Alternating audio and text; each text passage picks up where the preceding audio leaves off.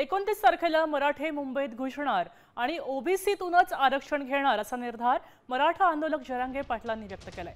सगळे सोयऱ्यांची अंमलबजावणी झाल्याशिवाय माघार नाही असंही त्यांनी म्हटलंय। तर आंदोलनामध्ये जालन्यात, मुंबईत किंवा दिल्लीत कर कोण अडवताय असा टोला छगन भुजबळांनी लगावलाय।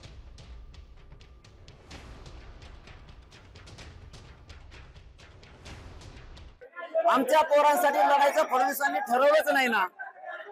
आमच्या आंदोलनात दंगल घडवायचं षडयंत्र रचले देवेंद्र फडणवीसांनी अशी लोकांत चर्चा आहे, अशी आम्हाला शंका पण येते।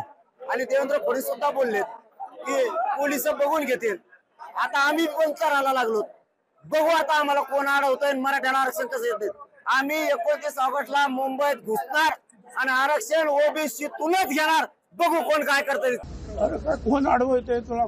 पाहिजे तिथे तिकडे जालन्यात कर, आंतरवाली काय सराटीमध्ये, मुंबईत कर, दिल्लीत कर, अरे लोकशाही आहे, कुठेही कर। परंतु नियमानं